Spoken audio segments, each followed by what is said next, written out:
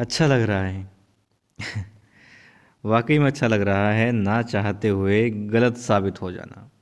देखिए, कहते हैं कि बहुमत भी जो है ना, हमेशा सही नहीं होता। और फिर मैं तो क्या चीज़ हूँ। मतलब आप सबका, बहुत सारे दोस्तों का कहना था कि मानना था, उनको लग रहा था कि खंडेराव जी होंगे। मगर मैं सोच रहा था कि खंडेराव जी अपने पिता को यूं बदहवास इतने दुख में, मतलब यूं तो बाहर नहीं जाने देंगे और माँ को यूं परेशान नहीं करेंगे। हालांकि मैंने नहीं सोचा कि माँ को तुरंत खबर मिल जाएगी कि हाँ बेटा आ गया है, तो वो जो खुशी उनको होगी वो मैंने नहीं सोची। मैंने सोचा कि क्षणिक जो उनको एकदम से, मतलब ये भी डर कि हाँ खंडेराव की खबर नहीं आ रही है और महल पर हमला हो गया। खैर, अच्छी बात है, बहुत अच्छी बात है कि तेरे आने की महफिल में कुछ आहट सिपाही है। हर एक ने साफ देखा, शमा की लो लड़खड़ाई है। फिराक गोरखपुरी का शेर है। नमस्कार, पुणे शिलो के भाई शो में आज हमने देखा कि शुरुआत में ही तलवार से तलवार टकराती है। देवी अहिल्या के ऊपर वो नकाबपोश हमला करता है। दोनों एक दूसरे के सामने तलवार लिए होते हैं। वो उस पर वार कर रहा है, देवी अहिल्या उस पर वार कर रही है। साथ में जितने भी सैनिक थे सब बदहवास पड़े हैं। दोनों, देवी अहिल्या और वो नकाबपोश, बड़े अच्छे तरीके से एक दूसरे पर हमला करते हैं, एक दूसरे के वारों को रोकते हैं यहाँ पर। और जैसे ही देवी अहिल्या ने, मतलब गजब का था, देवी अहिल्या ने लात मारी छाती पर, उस नकाबपोश साइड में जाके गिरता है। और फिर जैसे ही दोनों खड़े होते हैं, आंखों में आंखें मिलती है। बस वहीं से देवी अहिल्या को लगने लगता है कि मैं कमज़ोर क्यों पड़ रही हूँ, मुझे तो इसके ऊपर वार करना चाहिए।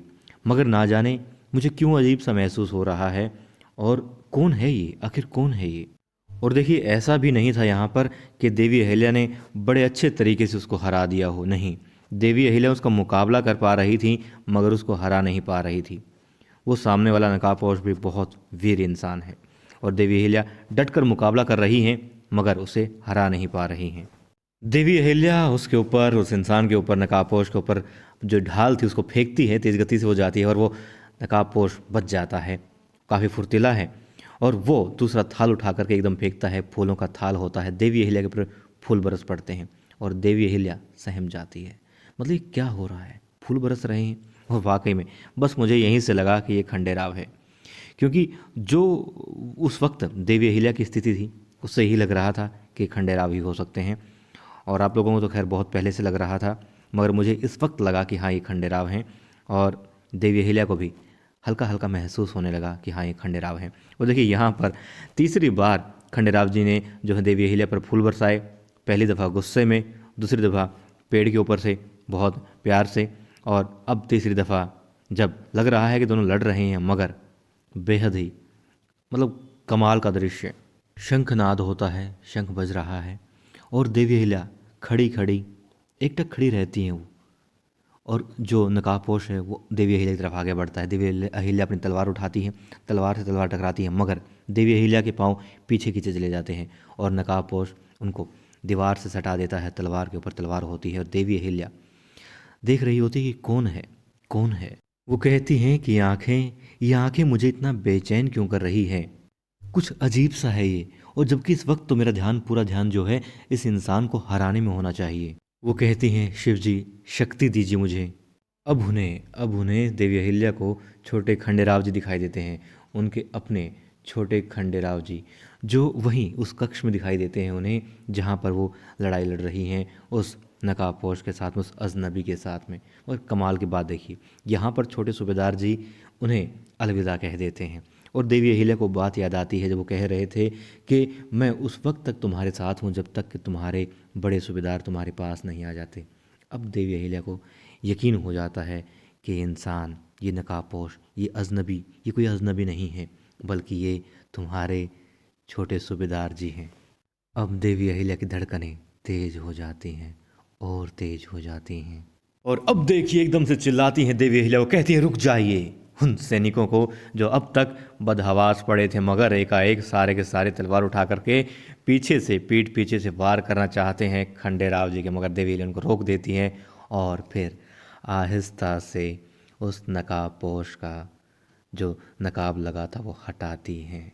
और देखिए अभी अभी ख्यालात आ रहे हैं कि तुमसे नज़रें क्या मिली, कि तुमसे नज़रें क्या मिली, मेरी खुद से मुलाकात हो गई, होंठ हिले तक नहीं और यूं लगा तुमसे 7 साल की सारी बात हो गई। नकाब हट चुका होता है, दोनों तरफ से मुस्कुराहट होती है और देवी अहिल्या बड़े प्यार से उन्हें कहती है, छोटे सूबेदार जी। और वो हामी भरते हैं कि हाँ मैं ही हूँ। अब वो वीर सिपाही जो तलवार ताने खड़े थे युवराज खंडेराव पर, उनकी तलवारें नीचे हो जाती हैं और वो कहते हैं, युवराज खंडेराव जी, युवराज खंडेराव जी।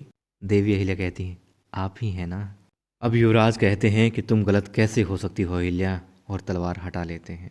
और वो 2 कदम पीछे हटते हुए कहते हैं कि ना तुम कभी पहले गलत थी और न आज गलत हो। अब देखिए देवी अहिल्या मतलब शर्माती भी हैं और मुस्कुरा रही हैं। वाह बेहद। और जो सिपाही हैं वो कहते हैं, माफ़ कर दीजिएगा हुजूर, छोटे सूबेदार जी माफ़ कर दीजिएगा। अब एक कहता है सिपाही कि अगर छोटी रानी जी हमें नहीं रोकती तो बहुत बड़ी भूल हो जाती हमसे। तो वो कहते हैं युवराज खंडेराव कि हुई तो नहीं ना। अब देवी अहिल्या मन ही मन मुस्कुरा रही होती हैं, बहुत खुश होते हैं और खंडेराव जी अपने मन ही मन में बात करते हैं। वो कहते हैं कि 7 साल तक ना हमारी तुमसे कभी बात हुई, ना हमने एक दूसरे का कभी चेहरा देखा, आखिर तुमने पहचान कैसे लिया, कैसे पहचान लिया अहिल्या, कैसे। अब देवी अहिल्या भी अपने मन ही मन में कहती हैं कि आवाज़ बदल गई, चेहरा बदल गया, मगर दिल और उसकी धड़कनें तो वही रहती है ना। वो कहती हैं, मन ही मन कह रही हैं, खुश हो रही हैं बहुत, और मतलब चेहरा पूरा जो है ना पूरा चमक रहा है। वो कहती हैं कि आप अपनी आने की खबर दें या ना दें, मगर मेरे दिल ने आपके आने की, आपकी आहट की, जो आपकी दस्तक है उसकी खबर दे दी। आप अपनी खबर दें या ना दें, मगर मेरे दिल ने बता दिया कि लो आ गए तुम्हारे छोटे सूबेदार जी।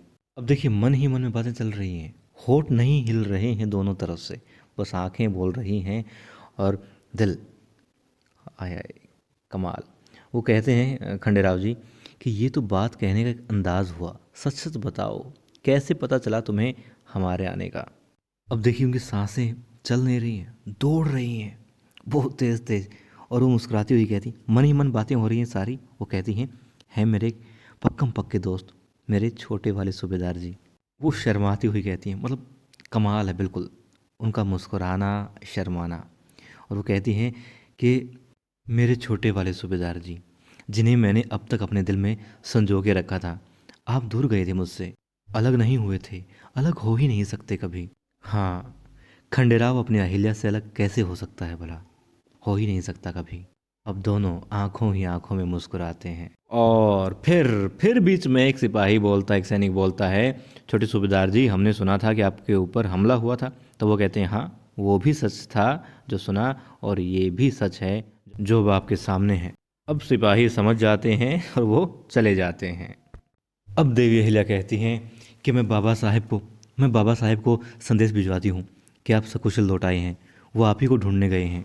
और फिर देवी अहिल्या जैसे ही चलने लगती है वहाँ से शर्मा करके खंडेराव जी उनका हाथ पकड़ लेते हैं, और अब दोनों तरफ से मधुर संगीत, और दोनों आंखों ही आंखों में बातें कर रहे हैं। तब हाथों में हाथ होता है, थोड़ा और नज़दीक आते हैं, थोड़ा और नज़दीक आते हैं, और खंडेराव जी इशारों में उनको कहते हैं कि अभी मत बताओ तुम किसी को भी कि मैं आ चुका हूँ।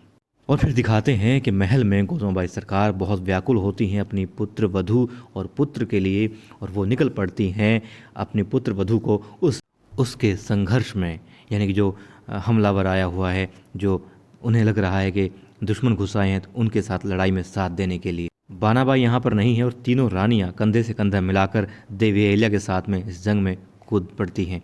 और जैसे ही बदहवा से भागी हुई जा रही थी गौतमबाई सरकार, तभी वो अचानक रुकती हैं और वो कहती हैं, ये आवाज़ कैसी आ रही है, ये मधुर संगीत। तब द्वारकाबाई साहब कहती हैं कि ये इस वक्त ऐसे माहौल में कौन मृदंग बजा रहा है। तब वो कहती हैं कि इस तरीके की मधुर थाप तो सिर्फ एक ही इंसान दे सकता है, मृदंग पर इस थाप को ताल में सिर्फ एक ही इंसान बदल सकता है। और वो समझ जाती हैं कि खंडेराव महल में आ चुके हैं। उनके कक्ष की तरफ दौड़ी चली जाती हैं तीनों रानियाँ, और फिर उनके दरवाजे के बाहर खड़ी हो जाती हैं, महसूस करती हैं उस आहट को जो थोड़ी देर पहले ही महल में आई थी। और द्वारकाबाई साहिब भी कहती हैं, बहुत खुश होती हैं, कहती हाँ दरवाज़ा खोलो, दरवाज़ा खोलो। और बहुत ही आराम से, बहुत सोच करके कि हाँ बेटे को 7 साल बाद देखेंगी, गौतम भाई सरकार दरवाजे को खोलती हैं और आंख बंद किए हुए मस्त होते हैं, पूरे मृदंग बजा रहे होते हैं खंडेराव जी। और अब देखिए गौतम भाई सरकार क्या है, वो बड़े खंडेराव को नहीं देखती, उन्हें दिखाई देता है अपना छोटा प्यारा खंडेराव। वो उसी की मृदंग की थाप को महसूस करती हैं, एक एक कदम आहिस्ता आहिस्ता बढ़ाती हैं और उस छोटे से खंडेराव को महसूस करती हुई उसके पास चली जाती हैं। आंख बंद होती हैं, मृदंग बजा रहे होते हैं बड़े खंडेराव और वो वेशभूषा अपने बदल चुके होते हैं, आंख बंद किए होते हैं और कहते हैं आय साहब। अब वो कहती हैं, खड़े हो जाते हैं, पास आते हैं, वो कहते हैं तुमने मुझे पहचान कैसे लिया, तुम्हारी आंखें बंद थी। तो वो कहते हैं कि आप माँ हैं और मैं आपको मतलब खुली आंखों से देखने की आवश्यकता ही नहीं है, मैं तो 7 साल तक आपको बंद आंखों से ही देखता आया हूँ।